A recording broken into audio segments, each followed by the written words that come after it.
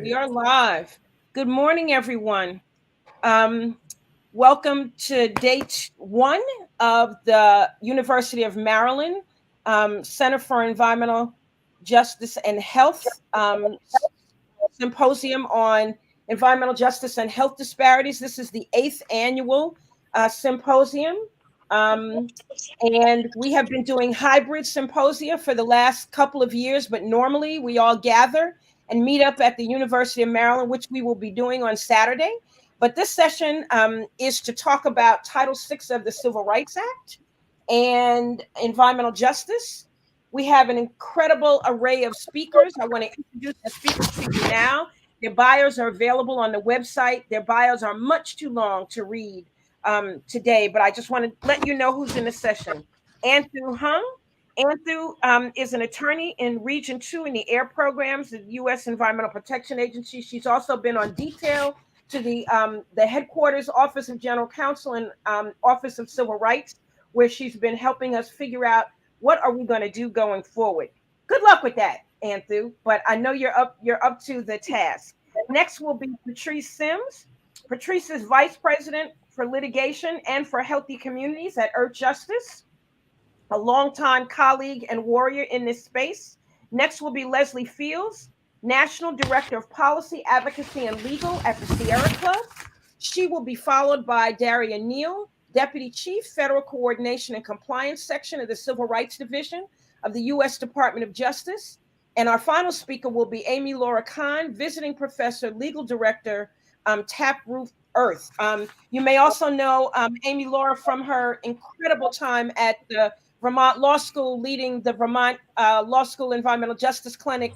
And they have kept Title VI alive and have really helped to lead that fight. And Amy Laura, we are so deeply appreciative of the work of you and so many others. And so let us start this conversation.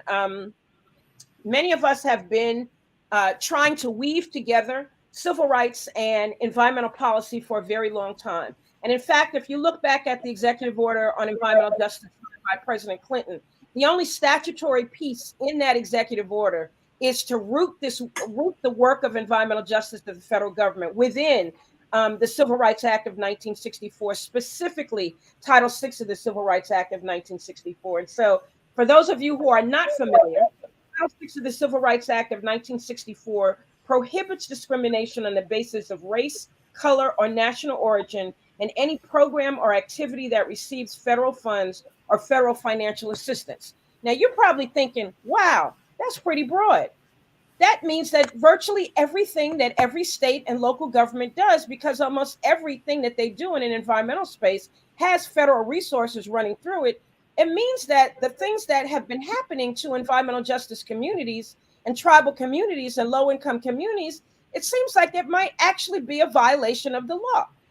And that's what we have been debating about for nearly 30 years. But now we seem to be really moving forward. And so I want to turn to our first panelist, Anhthu, and ask her to give us some thoughts on where we are and where the administration is going with this work. Yeah, at least where Bernice is going with this work. Yeah, Bernice, thanks so much for that introduction. And I work in the External Civil Rights Compliance Office of EPA, and that's the primary office for civil rights enforcement in the agency. And our mission is to enforce the environmental laws and civil rights laws within the environmental practice.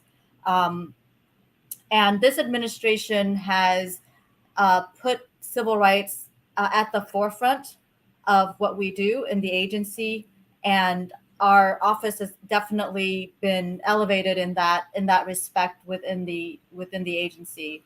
Our centerpiece, of course, is Title VI of the Civil Rights Act of 1964, but we also enforce other statutes that regulate discrimination against disability, age, and sex. And I guess if we talk about what we are doing at this moment and the opportunities that we have now, is that the agency has definitely shifted and is trying to put forward this idea that compliance with environmental laws is not equivalent to compliance with civil rights laws. And that's a big myth for a lot of regulating agencies around the country and recipients of EPA financial assistance. And that's something that we are working very hard with our guidance and with our discussions with our recipients to let folks know about. The other thing is that we are also embarking on a very aggressive agenda to affirmatively enforce civil rights around the country. So we've started some compliance reviews of recipients, and we are committed to initiate a number of these this fiscal year and the coming years. We are also gearing up our compliance, our complaint resolution processes. And so we're building our office to resolve more complaints, and we're getting a lot of them in the door. We have something like 43 live investigation, and we're getting new complaints all the time. So, the message from the administration is that we're going to enforce civil rights within the environmental context, and that's definitely something that we're seeing more of from the communities. Excellent. Thank you so much, Anhthu. Patrice? And I should say, before Patrice speaks, I should say, my name is Vernice Miller-Travis, and I am the Executive Vice President for Environmental and Social Justice at Metropolitan Group, a social change agency. I forgot to introduce myself. I'm so sorry. Patrice, take it away. Thanks, Vernice. So again, I'm Patrice Sims. I'm Vice President of Litigation for Healthy Communities at Earth Justice.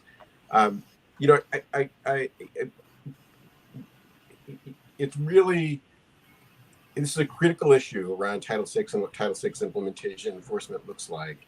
At Earth Justice, what we do is, we litigate. We're an organization of litigators primarily. We do other legal advocacy as well. But we're really focusing on what does it look like to be working with the communities who are on the front lines of these issues to, in individual instances, seek action and enforcement of the provisions of Title VI of the Civil Rights Act. I think it's really important. I want to read again the language of Title VI, because I think it's really critical for folks to understand how potentially powerful this statutory tool is. No person in the United States shall, on the grounds of race, color, or national origin, be excluded from participation in, be denied the benefits of, or be subject to discrimination under any program or activity receiving federal financial assistance.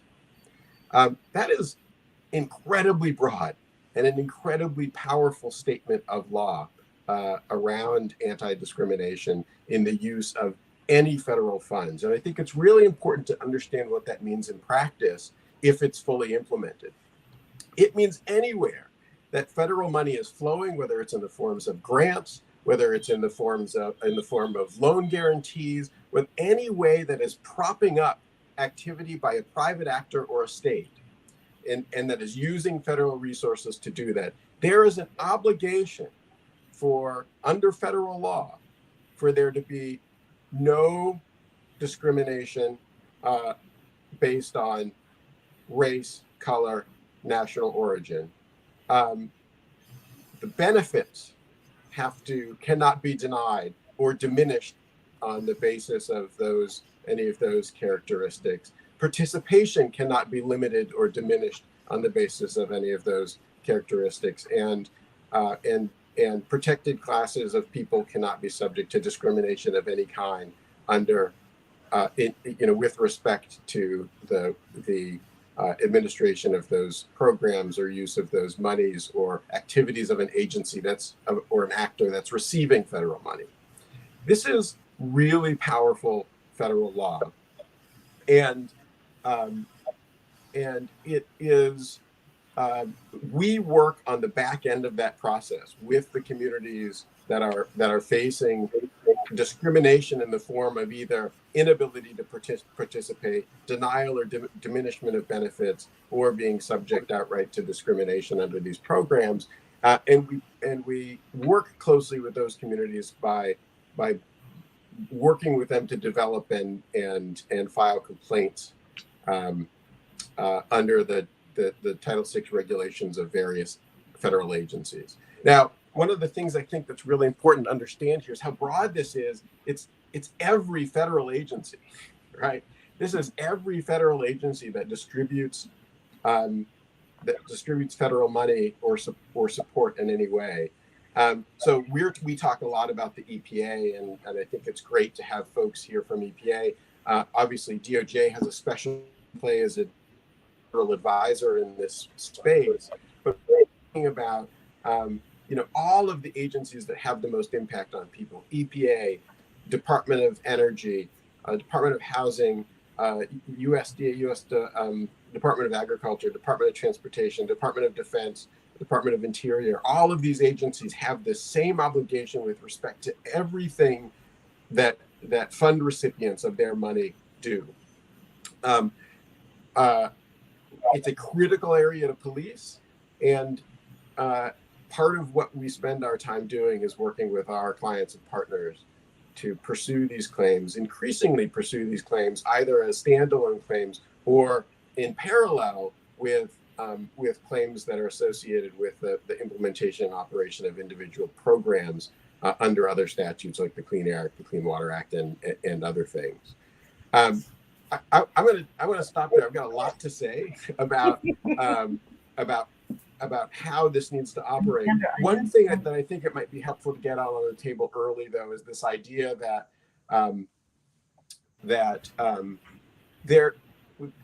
individuals are extremely limited in the extent to which they can individually seek enforcement of Title VI claims in the courts. And I expect that we'll talk a little bit more about this, but a 2001 case called Alexander v. Sandoval essentially said that, and this was a case involving Alabama's English-only driver's license exam process and a claim of discrimination based on national origin associated with that program. The court, in a 5-4 decision, in which disappointingly Justice O'Connor and Kennedy both voted with the majority, said that effectively that for disparate impact claims, that is where it's not intentional discrimination, where the goal is discrimination, where it is a disparate impact claim that a programmer or activity is having the effect of causing a discriminatory impact, even though that's not its express intent or motivation.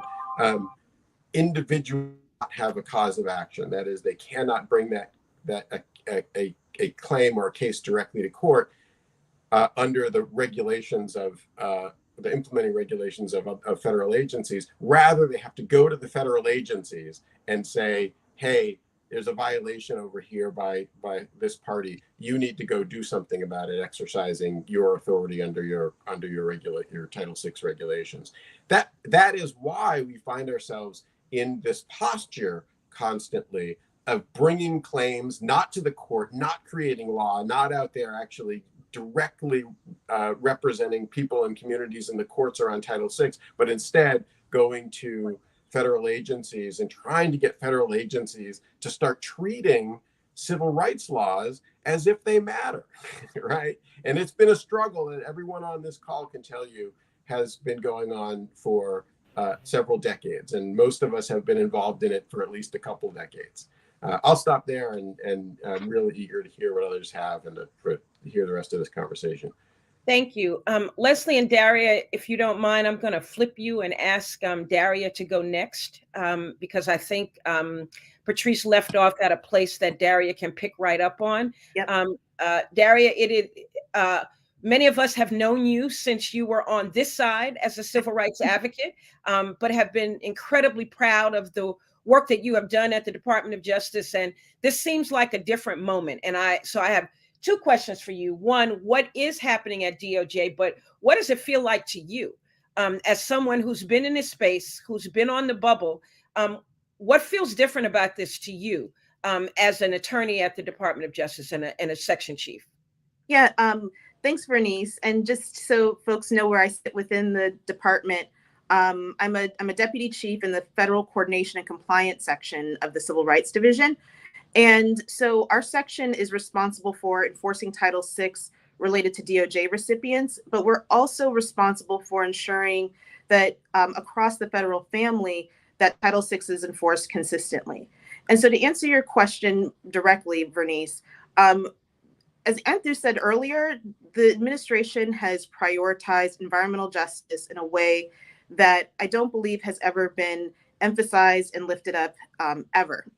And so one thing that I really noticed at the beginning of this administration is in the flurry of executive orders that came out in that first week or so, there was EO 14008, but there were so many others that wove in climate justice, racial equity, environmental justice.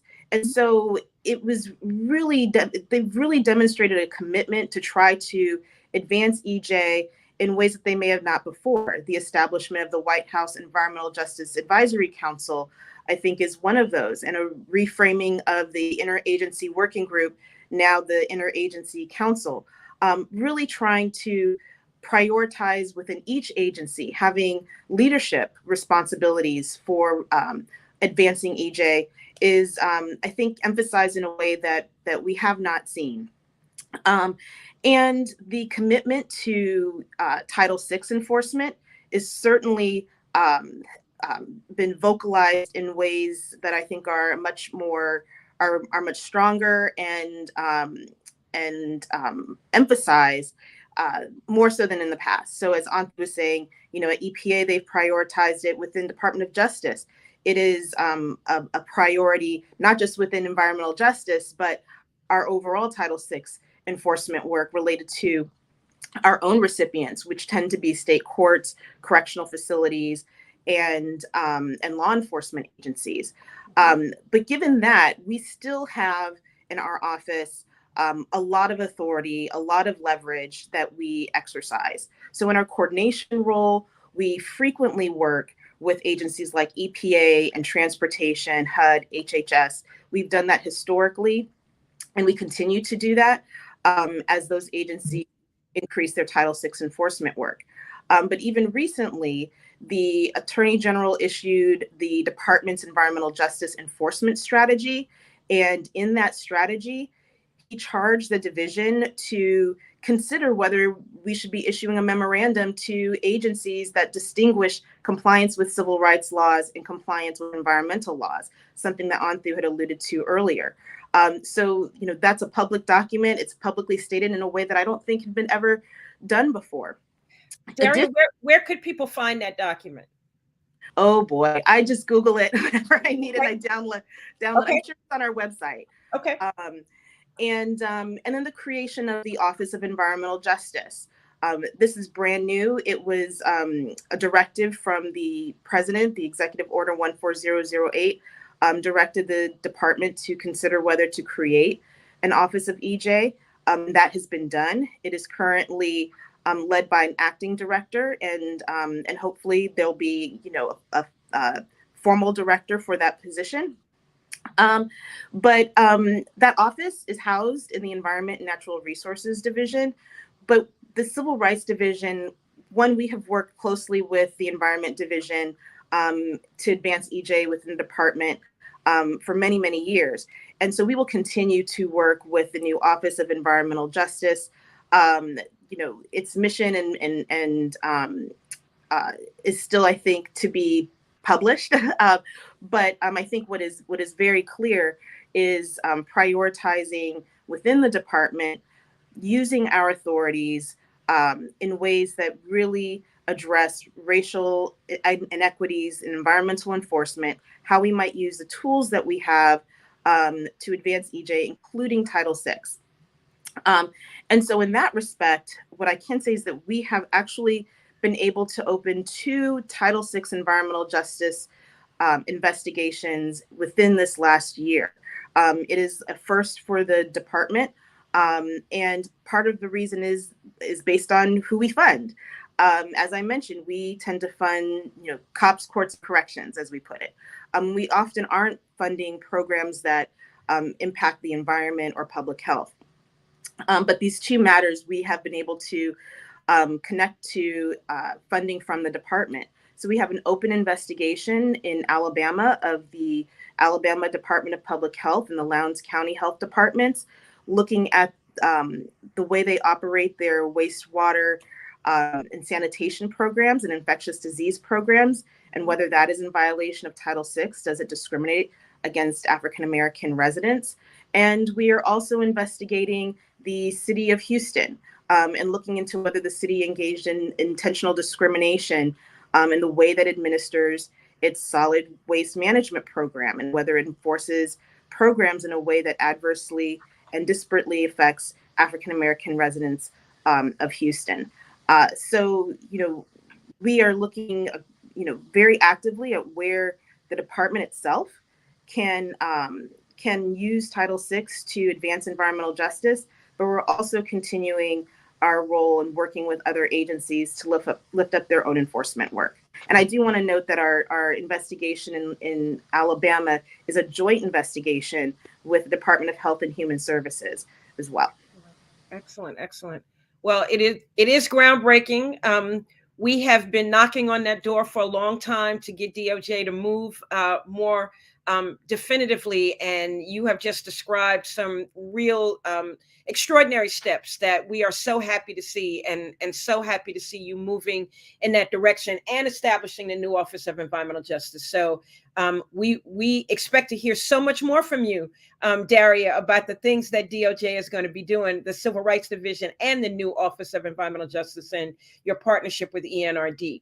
Leslie, in the context of the work that you are leading and marshaling at the Sierra Club and the clients that you have, the communities you work with, how do you see this Title VI issue as having significance and import in the context of your work, but also the communities that you all work with on the ground? Thank you, Vernice. And I am delighted and honored to be on this panel with such good friends and colleagues. And thank you all for all your work over the years. So I'm the National Director for Policy Advocacy Legal at the Sierra Club in Washington, D.C. And I have been in this role for 2 years. And so the Sierra Club is, as many of you know, the largest environmental organization in the United States. We have about over 60 chapters. We have a lot of volunteers, and we work with a lot of communities all over the country. We have a federal office and an environmental law program who works very closely with Earth Justice. It's like a sister group. And it's wonderful to be on this panel. And I think what I wanted to lift up is that this work that we've been doing has really been pushed and prodded, and just the communities that have been facing terrible environmental violence, basically, for decades and decades and decades. These are the people who have gotten us this far. These are the people who have gotten me this far. And I just want to, so the Sierra Club has been involved in a lot of environmental issues, and we have renewed our focus on civil rights law and environmental justice since I've been the PAL director. And to that end, we are our attorneys now we have created a number of deep in Title VI complaint and Title VI CLE courses. And it's great that our younger attorneys really want to be doing this work. We also have a number of cooperating attorneys, and like I said, we work very closely with Earth Justice. And so one of the complaints that we have been working on, one of my favorite ones actually, it's because it is a lot of work with the communities. It's a lot of work for them. These are administrative complaints. They're not going to see any, monetary or punitive damages or anything like that. And it's a lot. It's very hard work in a lot of really hard places. So down in the Rio Grande Valley, Elon Musk is building his SpaceX rocket ship facility. And this rocket ship facility has received a lot of federal and state dollars for this private rocket ship facility. This facility is operating what's called on Boca Chica Beach, and that community is 80% Latino community, as you would imagine, in the Rio Grande Valley. And most of them speak Spanish, and many of them only speak Spanish. And so this Title VI complaint was filed because this rocket facility is just blasting in this community. It is blasting rockets. You've seen on the news, people can go up and pay a lot of money to go up in space. And there's a lot of debris. There's a lot of chemicals, the water discharge, and the noise and the stress on this community and on the wildlife is formidable. And there really hasn't been a lot of attention to this issue other than rah-rah for Elon Musk. And people can go up and take a ride if you pay, I guess, a couple $1 million for it. So the communities that we worked with that filed the complaint are Voces Unidas, La Maginistas, La Unión de Puebla Entero, the Carrizo Comacrudo Tribe of Texas, and our Lone Star chapter. And it's very important that our chapters be involved. And so I'm very happy that they were part of this, and because these communities are directly involved. And this complaint was sent to the FAA, which is part of the Department of Transportation, and their Office of Civil Rights, and then also Congressman Vela, because during two hearings in 2020, October 18th and 20th, the FAA and the DOT failed to provide language-inclusive regulatory process, and that included multi-language interpreters in Spanish, translation and documents for the public. And so the failure of that is a violation in our minds. And the people in the RGV, as we call it, they really need equal access to this permitting process because this facility is growing and for their safety. And it's, as I mentioned, it's harmed wildlife and the public safety. They're blowing up rocket debris in the neighborhoods and the wildlife refuges. And they've never consulted, SpaceX has never consulted with the original indigenous people, the Carrizo Comacrudo tribe, which has ancestral ties to that region in their operations. And so this is, again, an example of the work that we're doing in conjunction, being led by community members, our chapter, and, there's been a number of other, the community has used this in terms of building up momentum for this Title VI complaint, to build up for momentum for against this facility. They've been using this for the press. They've been using this as an organizing tool. So, the Title VI complaints can be used by the community in a number of ways and have been done so in the past. I just also want to mention, we also have a legislative shop, and we've been active, like many of my friends here on this call, in promoting and supporting the EJ for All legislation, which was introduced by Congressman Grijalva and Senator Cory Booker. And there was this legislation actually came out. They had a markup on July 27th and was voted out of committee 26-21, which is a start, which is pretty good. And so there's no scheduled floor vote yet. But this legislation includes what we call the Sandoval fix, which would authorize the public to bring lawsuits alleging discriminatory impact claims.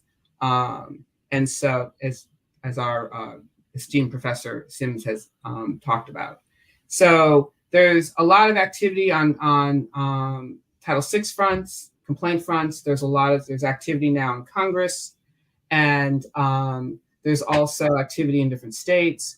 And I think it's a great time looking at the movement of the intersection of climate justice and environmental justice during this administration. And it's really great that we have such good people in the administration, in the state agencies, as evidenced by this panel, who are also working very hard to support these communities so they can get their justice. And I'll stop. Thank you, Leslie. Amy Laura, bring us some wisdom. Okay, I'll see what I can do. As Renee said, my name is Amy Laura Cahn, and I'm actually in a moment of shifting hats. I just wrapped up my time as visiting professor and director of the Environmental Justice Clinic at Vermont Law School, and will be starting as legal director of Taproot Earth, formerly the Gulf Coast Center for Law and Policy, on Monday. But whatever hat I'm wearing, wherever I'm sitting, what I do is I practice community-based movement lawyering on issues of environmental, climate, land, and food justice, in a practice that is accountable to communities most impacted by the issues that I and we all work on, predominantly people of color, indigenous communities and tribal nations, and low-income communities. And using law and lawyering as one component of a larger organizing and movement building effort, focusing on systems change, shifting power, and practicing in a way that's trauma-informed. And over the past 18 months, I've been leading this clinic at the EJ Clinic at Vermont Law School, which means training training law students in this form of practice, and doing so in a way that puts civil rights at the center and enforcement of Title VI at the center.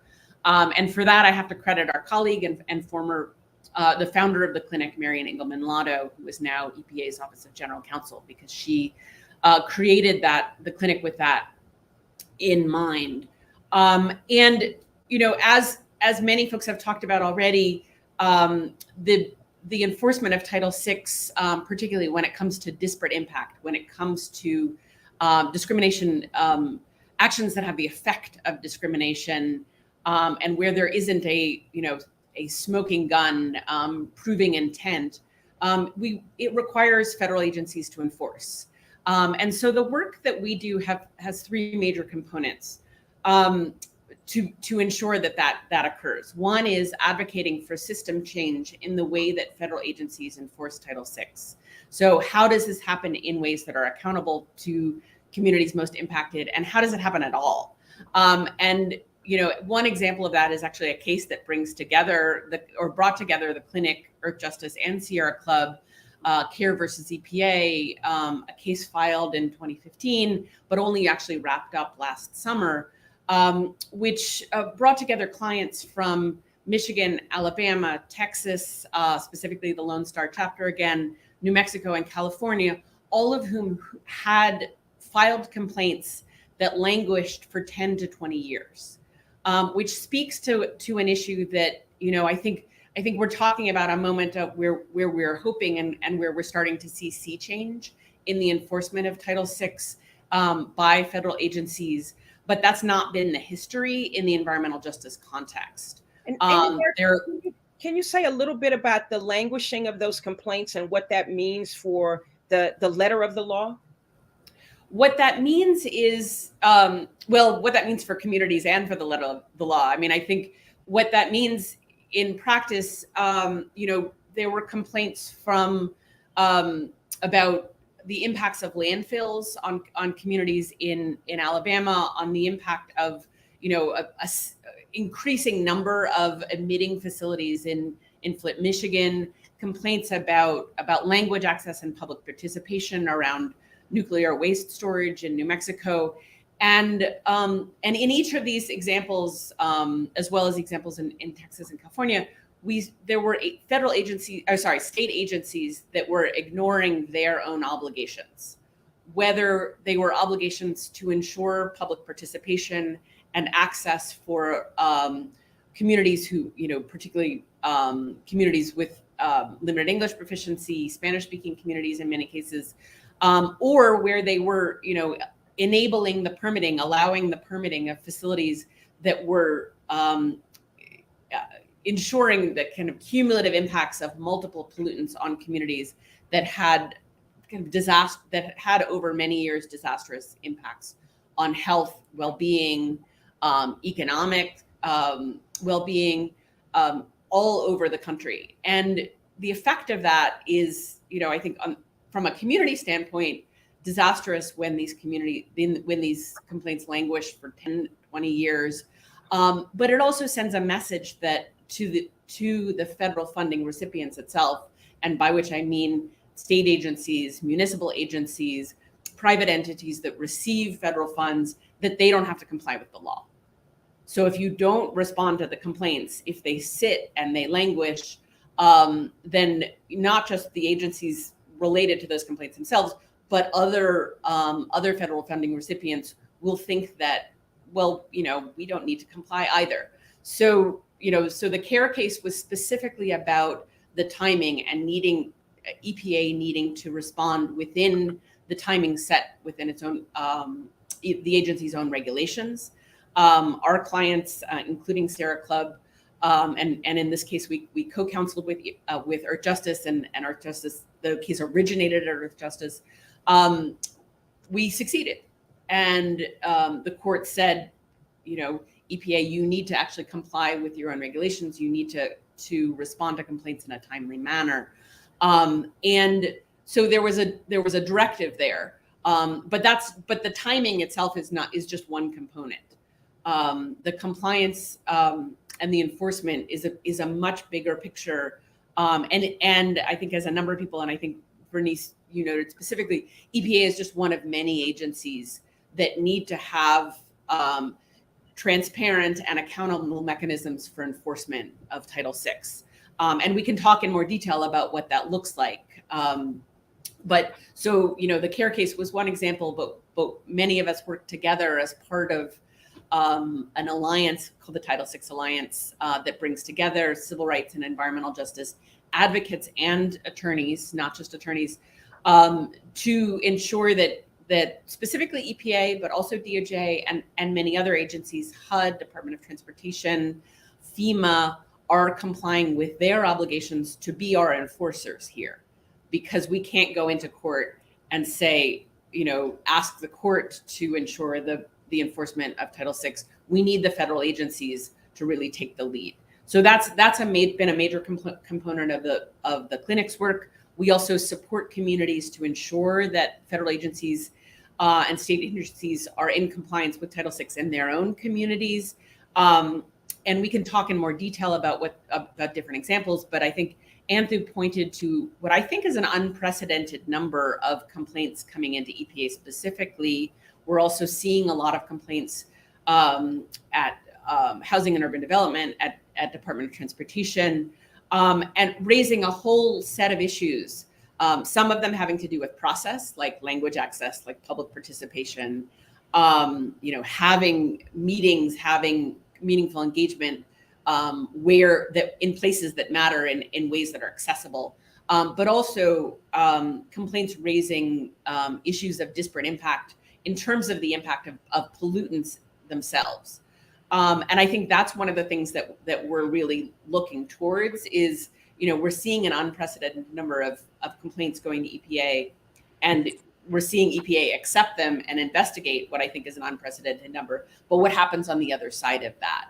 Are we going to see, will we see not just gains on the procedural end of things, where we ensure, good language access, good public participation, but are we also going to see, EPA and other agencies send a message that, and provide, guidance for how state and municipal agencies and private entities can be in compliance in ways that ensure that communities of color, Indigenous and tribal nations, and low-income communities are not bearing the brunt of our industrial society. So that's the second major component is really working with individual communities on complaints themselves. And then the third component is something that Leslie pointed to, which is system change from a legislative perspective. How can we work on Title VI reform? And the EJ for All Act is a really great opportunity to do that. Thank you, Amy Laura. And so I'll hand it back to you. I want to pick up on something that Amy Laura said and ask you all to address it, which is, so sometimes it's quite a heavy lift to get communities to agree to file a Title VI complaint. And the reason that it's a heavy lift is because people have not seen any demonstrable relief in this space, but they also haven't seen a lot of effort on behalf of state and or local agencies to meet the letter of the law, to make sure that as recipients of federal financial assistance, that the utilization of those resources are not used in a discriminatory way. And virtually every community of color, every low-income community, every immigrant community, every tribal community can give you chapter and verse about how that is actually not happening in practice. So people are warranted to be suspicious of this as an avenue that could really bring relief. And now we see a lot of federal programs in this administration, a lot of guidance, as Daria said, to do things differently, to be more cognizant of this, of Title VI in particular, and enforcement of civil rights statutes as independent of enforcement of environmental law. What is going to happen that's going to make this different on the ground? What do you think that this moment can portend to get states and local and localities to do more than they've done, to be consistent, to lift up their independent statutory authority to enforce civil rights law, to make sure that people are not being discriminated against in this space? What's going to be different? And any one of you can start. Well, I'm happy to offer some thoughts on this.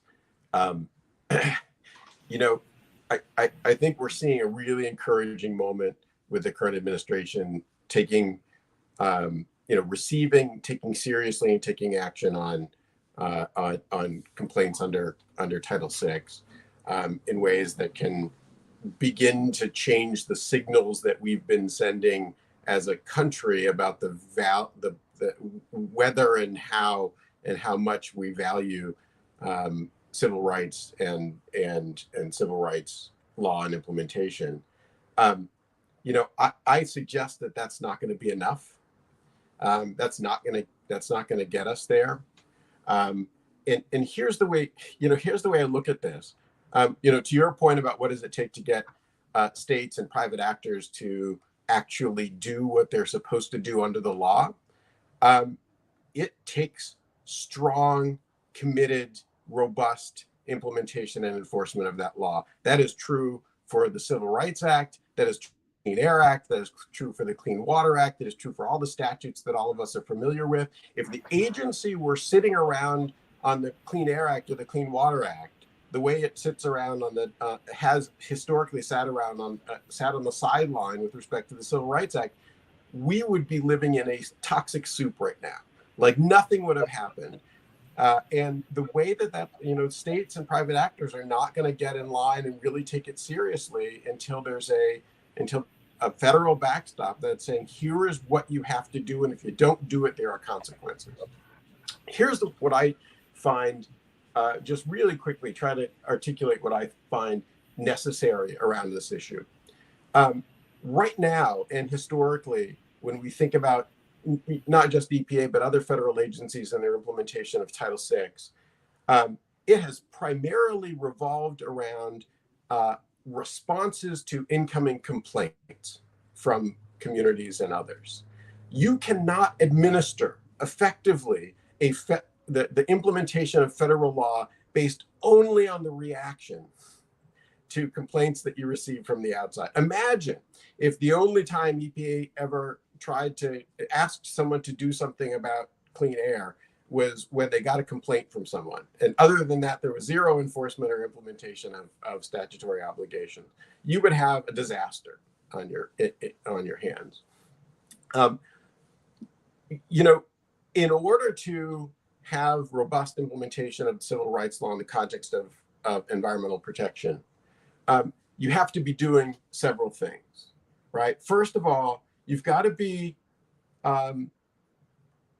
you have to be gathering the right information or compelling those who are receiving funds from the federal government to be gathering the right information in a specific way. So that means any agency, federal agency or private actor that has a role in implementation of, say, the Clean Air Act or the Clean Water Act, that operates permitting programs, that operates and administers delivery of services like sewage infrastructure, they need to have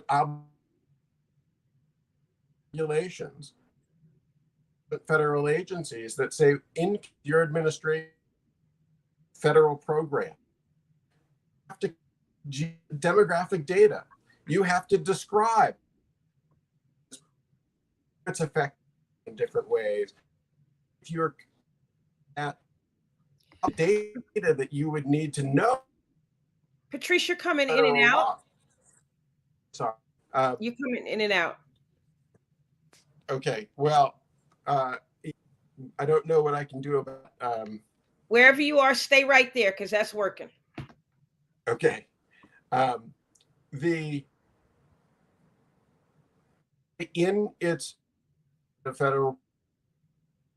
Clean Water Act, Air Act, and other programs, and federal agencies, relevant similar programs, need to incorporate into those program-specific regulations obligations that compel fund recipients to gather the kind of data that you need to tell whether you're complying with civil rights laws or not, right? So, and by and large, we don't do this. And only with that data can agencies then have a robust affirmative enforcement program of civil rights laws with context of those various statutory programs.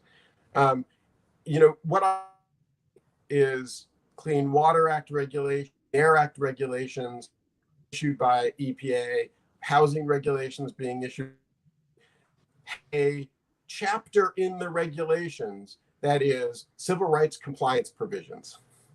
You have to gather this demographic data with respect to your implementation of this program. You have to report to EPA all expected or anticipated or possible impacts and how those impacts land on with respect to these certain demographic categories, and you have to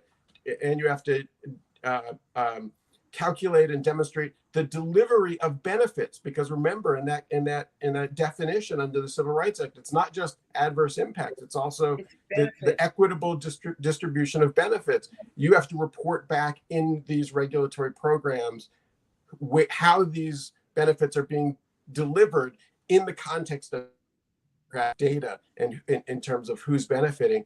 If the agencies don't do that, they will never actually know whether civil rights obligations are being complied with, and they won't be able to actually affirmatively enforce, as opposed to waiting for someone to complain about something that's already occurred and already happened. There has to be a transformation from a reactive civil rights regulatory architecture to an affirmative, proactive civil rights enforcement and implementation architecture, and it has to have all these correct components. And it's a fundamental change, and it's going to be big, but it's the only way that we take this statute seriously. So I'm gonna, Daria, you came off mute because you want to speak, and then Amy Laura. But Daria, you all seem to be leaning in that direction. Are we reading the tea leaves right? What Patrice just said, the affirmative posture? Well, I think that many agencies are looking at how they can be affirmative. So, our investigations were in response to complaints that had been filed. But what really Patrice is getting to is our authority to not just rely on complaints, but where there is just to generally go and determine whether our recipients are complying with Title VI. We have that authority. Every agency has that authority. I think there's a few challenges that came to mind. One is just the way Title VI enforcement and compliance work is set up across the federal government.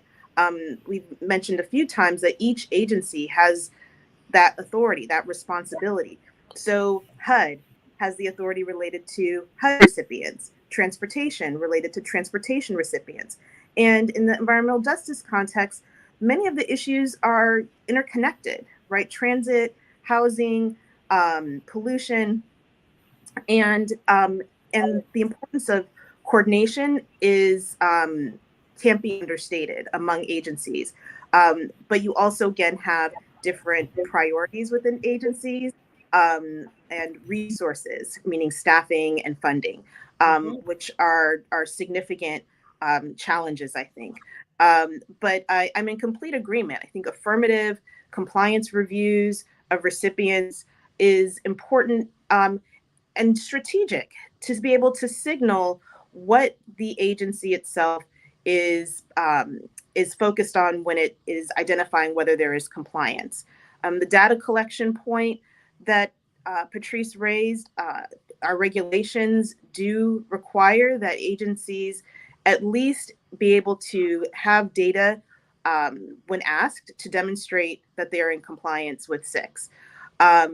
How frequently those provisions are used is probably not as much as we would like to see. And I think that goes hand in hand with how frequently agencies are able to do affirmative compliance reviews. But it is a key component, and it's a priority. Data collection has become a priority for this administration. Looking at how communities of color and other communities are impacted requires necessarily collection of data related to those communities. And so an area that I'm not actively involved in, but I do think is really important, is this new equitable data working group that the government has put together to really look at government-wide how we're collecting data.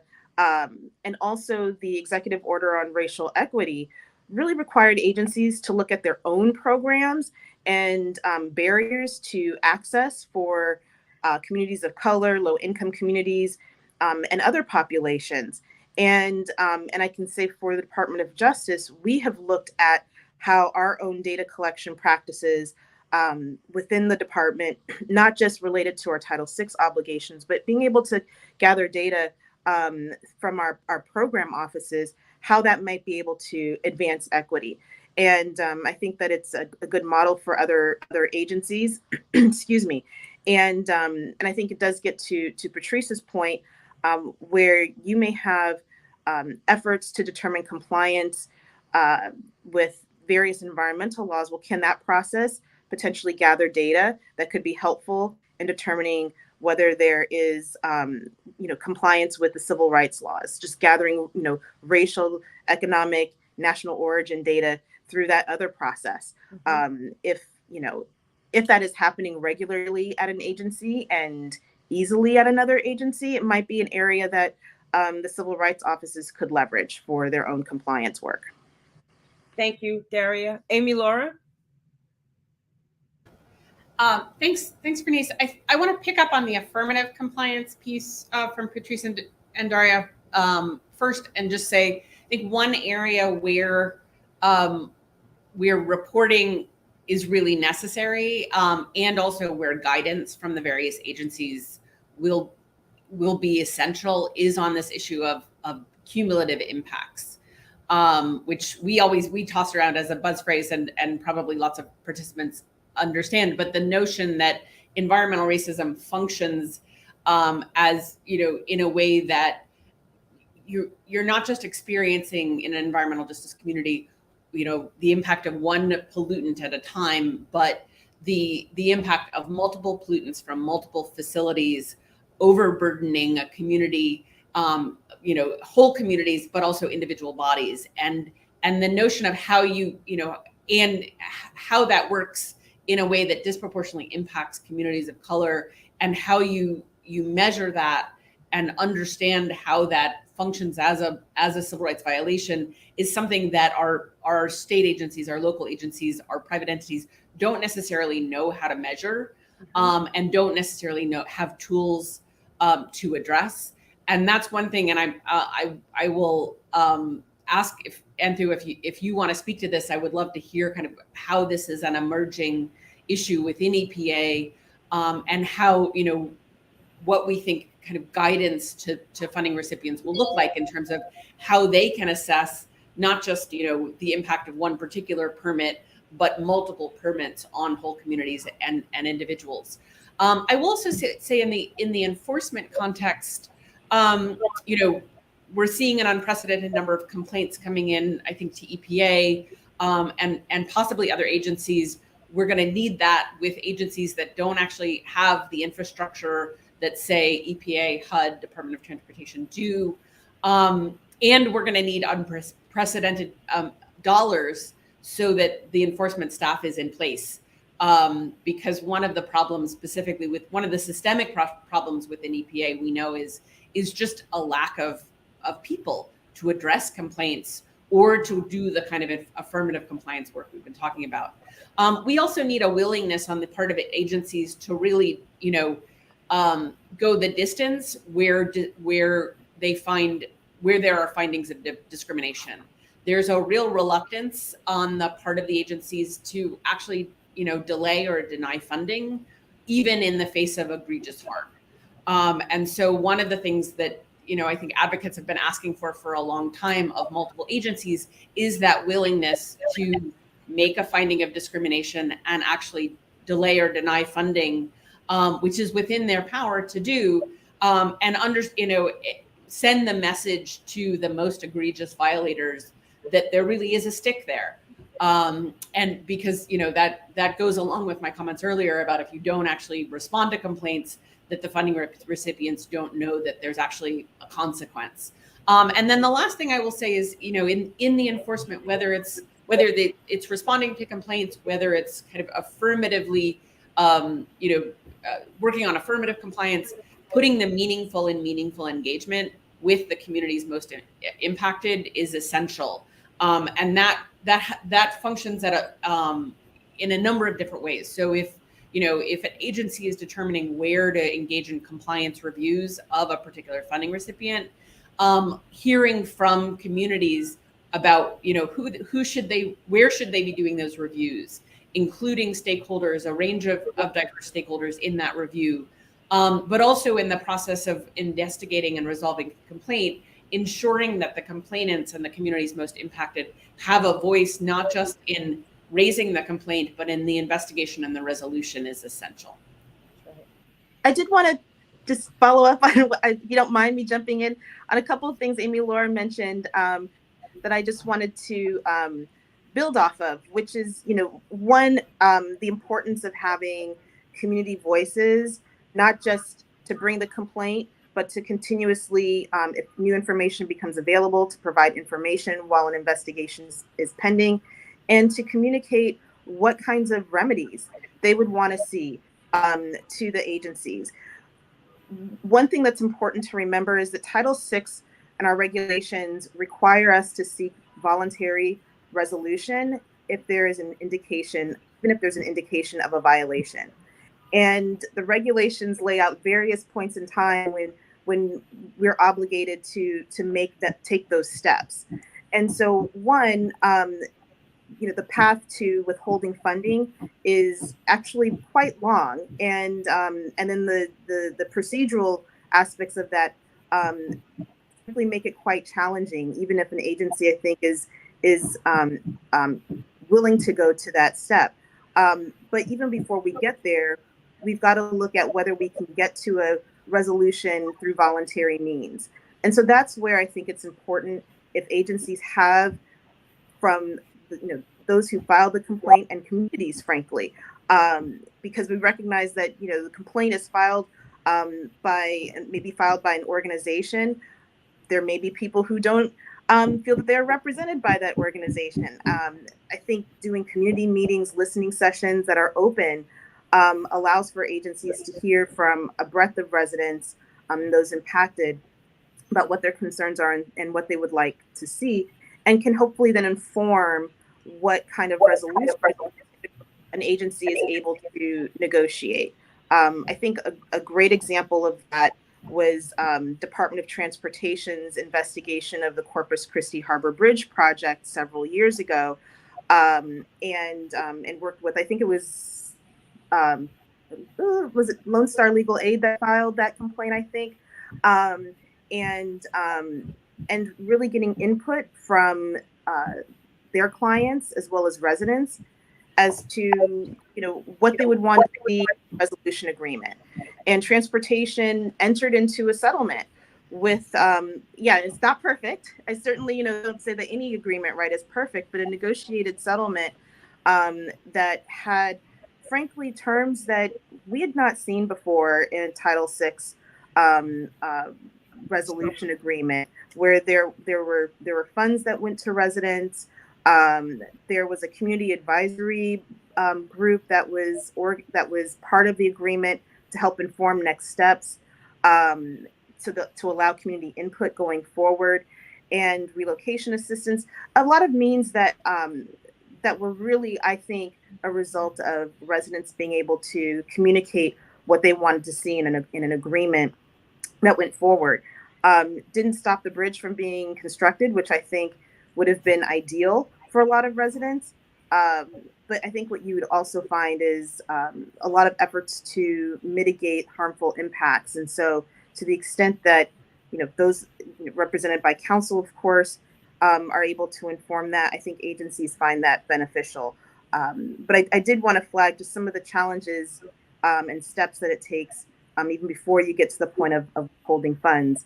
And then also agencies have the option of going to enforcement in court if they're not able to get to a resolution. So there's several steps that have to take place, and what you often find are that agencies are able to negotiate a resolution. I think query how effective some of those agreements may be, how responsive those may be. I think that's a different conversation that can be had. And Bernice, then, yes, please. And then I'm coming to Leslie with a different question. Okay, thanks. So I find it interesting that the panelists are almost flies on the walls as we deliberate some of these issues and challenges that we're facing in our enforcement program. We're definitely contemplating a much more aggressive affirmative enforcement program that would include the things that Amy Laura mentioned. We opened a compliance review recently in Denver, and we definitely had a process for listening to the community.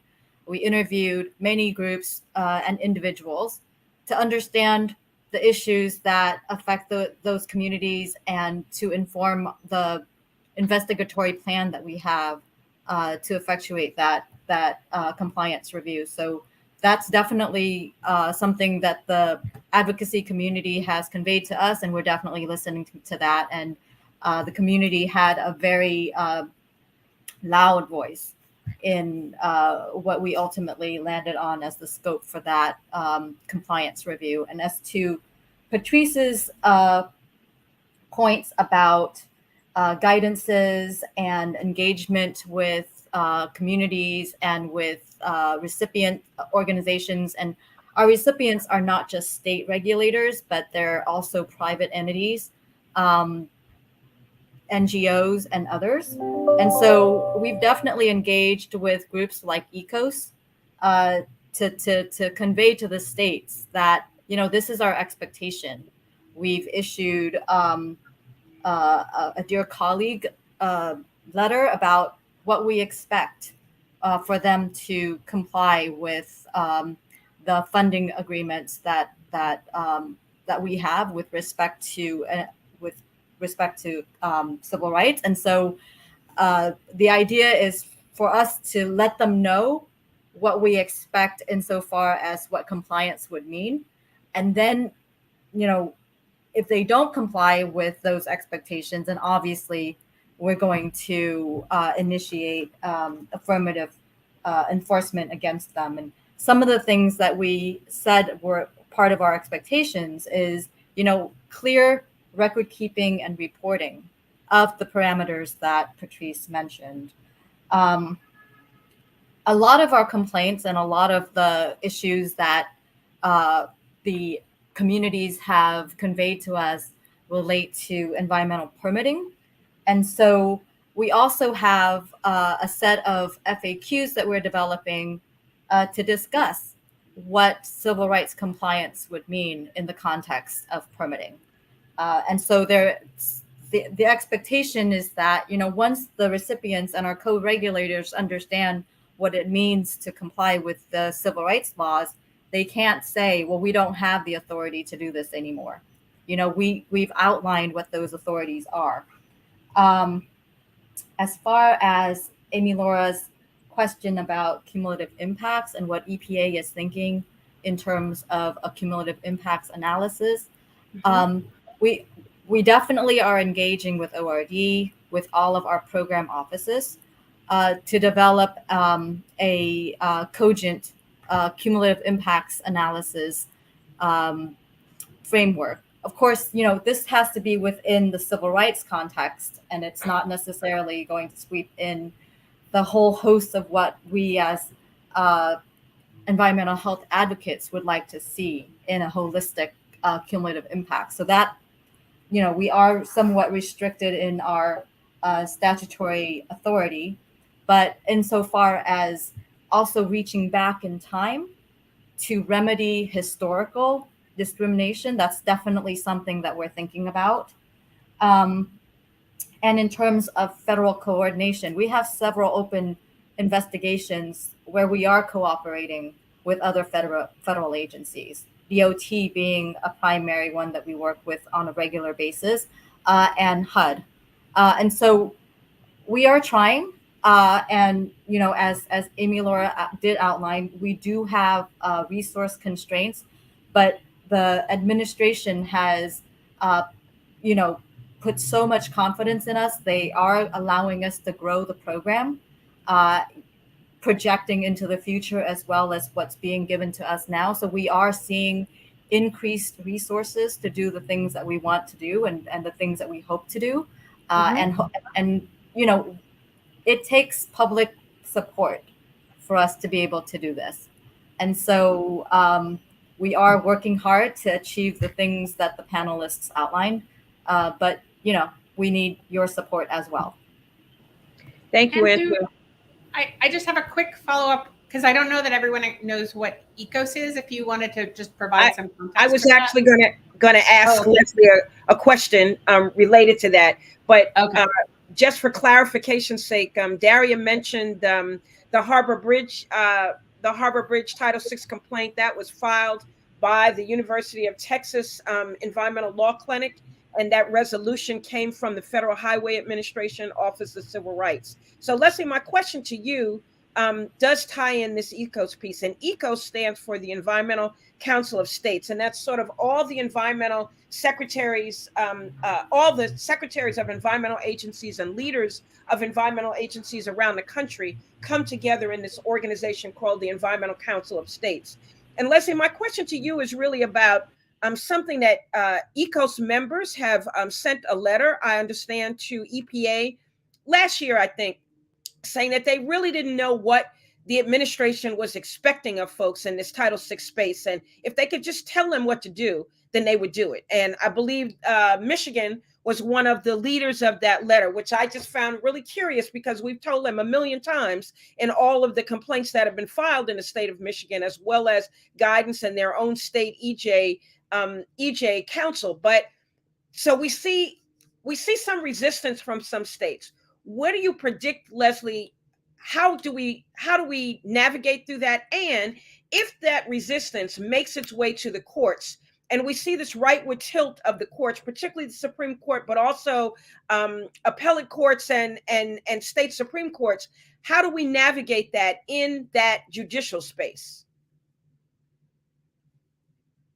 Oh, is that all? Okay. Small questions for you, Les. Small question. Thanks.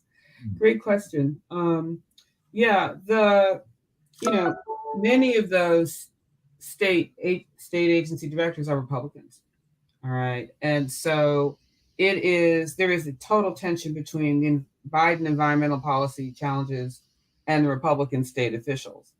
And so, President Biden's having to rely heavily on executive orders right now, right? And so, and they also are trying to promulgate certain rules, but we have a resistance of these, recalcitrant state agency heads. And even though some of these states are going to get a lot of funding through the infrastructure bill, the Justice 40 initiative, and it's a way for some of these states, because some of the money goes to different agencies. For example, a lot of this Justice 40 money goes to the Texas Land Office. Who runs the Texas Land Office but George P. Bush in Texas? Okay, the scion of the Bush administration, the Bush family, who tried to run for governor. He lost in the primary.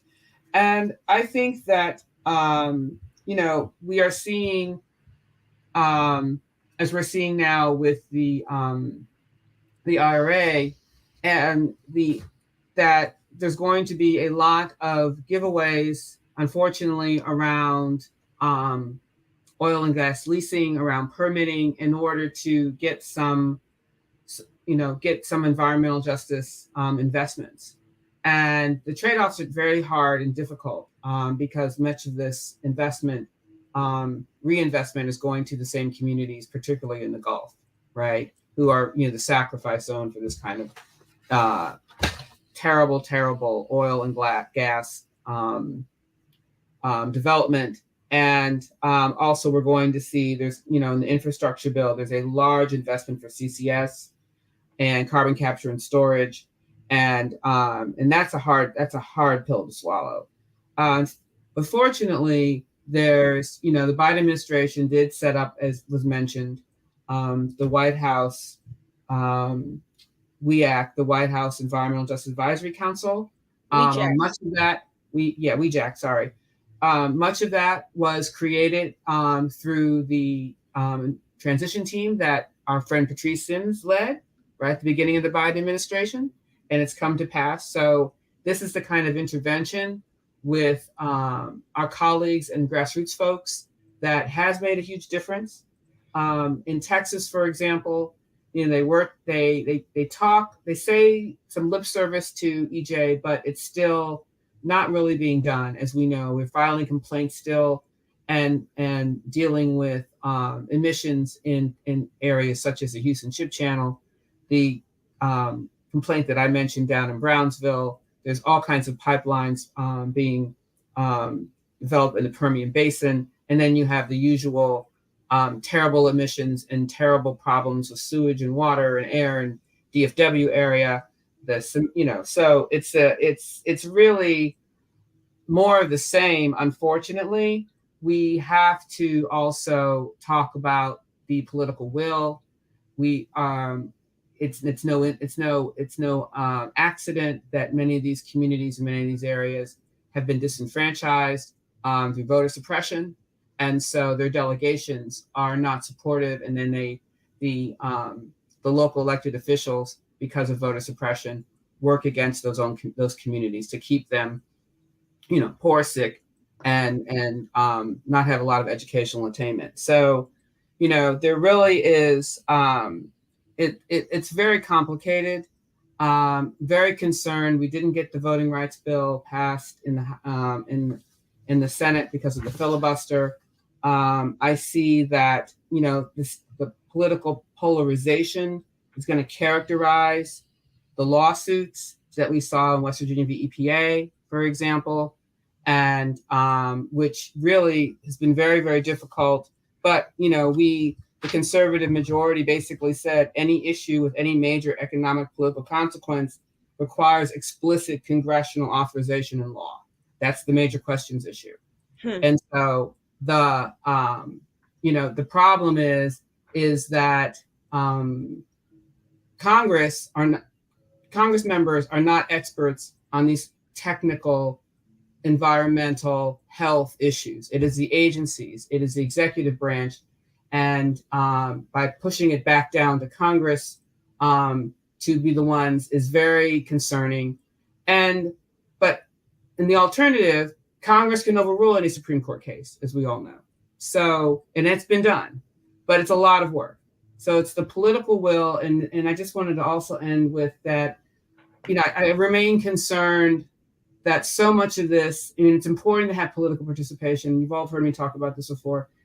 So much is coming on the communities, and yes, the agencies need this information, but at the same time, they've been banging up against us for decades now, and that the continual involvement of communities really has to be meaningful, really has to be on the record, and not just to keep them occupied in endless meeting, and complaining about, even the meetings not being run well. I remember back, almost 10 years ago when you all remember when Title VI complaints were going to be called tipsters, remember, and how we blew up on that. That was so offensive. They were just like a tip line, and that got changed, but that was because of a huge reaction toward this. And so all of these issues are because of the communities and the people trying to protect their natural and cultural environment. And it's a lot of heavy, heavy work. And in when they have very little time, when they're working many jobs and just trying to survive, not to mention have to recover, there's a hurricane due now any minute. Okay, it's coming on the Gulf. It's about that time. So, the Republicans, those agencies run by those Republicans are really making it very difficult to get the gains that we need to see the benefits for the communities. Thank you, Les. So we have 2 minutes left, and I just want to do a quick round robin, starting with Amy Laura. What are the final thoughts you want to share with folks about how we move forward to advance Title VI enforcement? I actually want to, often I want to end with a note of hope, but I actually going to end with a note of trepidation about the Supreme Court, kind of building on what Leslie said about the West Virginia the EPA case and what was said earlier about Sandoval, that noting that cases that have nothing to do with environmental justice have everything to do with environmental justice when they are before the Supreme Court. And one of the things that we need to keep an eye on are upcoming cases, two cases, challenges to the admissions processes at Harvard and University of North Carolina, Students for Fair Admission Incorporated versus President and Fellows of Harvard College, that ask two questions, one having to do with the constitutionality of considering race as a factor in admissions, and then second, whether these two institutions are violating Title VI in the ways in which they consider race. And so I just want to say we could see the landscape change even in the next year in terms of how the Supreme Court addresses both the equal protection clause of our Constitution, as well as the viability of Title VI. So we need to keep an eye on that. Thank you. Excuse me, I just wanted, I used an acronym and didn't explain it. The IRA is the Inflation Reduction Act. Thank you. Patrice, final closing thoughts. Great. Quickly. Thanks, Bernice. I'll do it really fast. I'm going to leave my video off because I'm having connection problems.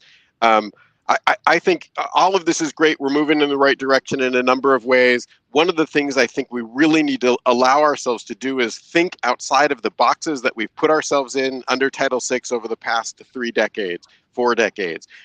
We think about these things as if they are the way it has to be done. This idea of compliance reviews, this idea of doing things through one single regulatory vehicle, as opposed to building Title VI compliance into every regulation that an agency issues. We have to let ourselves out of the boxes about how we think about Title VI implementation and enforcement works. And we've got to really be creative and start from scratch in some ways. And it's going to be a big challenge and a hill to climb. And absolutely, as folks have noted already, it will require incredible pressure and support from the public and the folks who care about this to make sure that happens. Thank you. Anhthu, final thoughts. Yeah, so I think I agree with what Patrice said. We really need to think outside of the box about how we interpret current regulations and our existing authority to effectuate civil rights. And I think that there is a moment here, if we put resources and willingness into achieving what we need to do, then we will create durable change that is going to outlast, political administrations. Thank you. Daria. final thoughts. Thanks. Thanks, Bernice. Well, I agree with everything that Amy, Laura, and Patrice and Anhthu have said. I do think that, you know, we've been focusing on Title VI enforcement, but I also think looking at where there may be other legal authorities that we can build on that may get us to a place that we want to be, but maybe not necessarily in the way that we have historically done so. Use of the Fair Housing Act, for one, I think can be a very critical tool, and also people have the ability to address disparate impacts in court in a way that you can't with Title VI. And frankly, you know, are there other environmental statutes that might be utilized in order to really advance protection for our communities? Excuse me.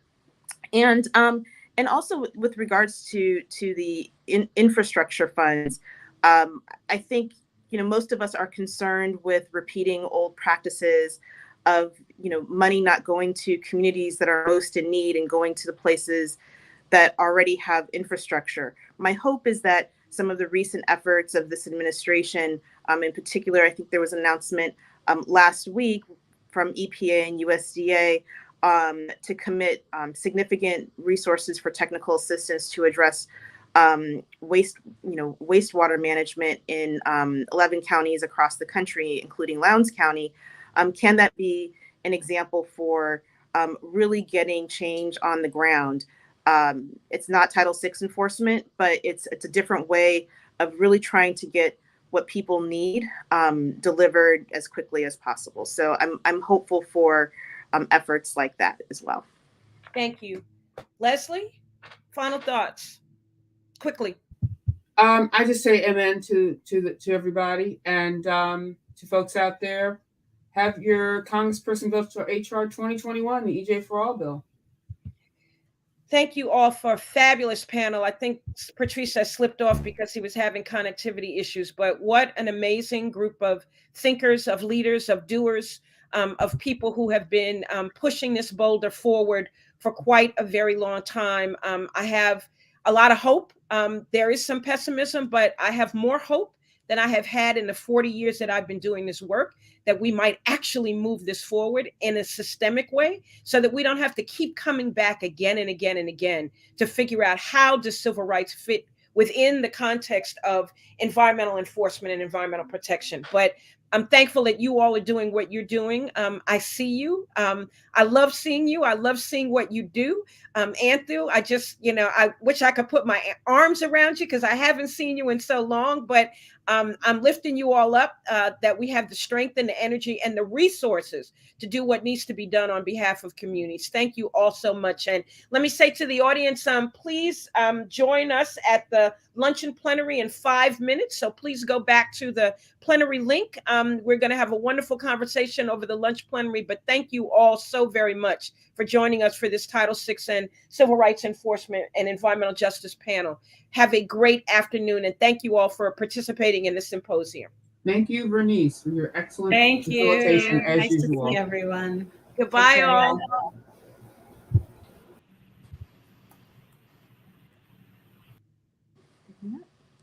Love you, Daria.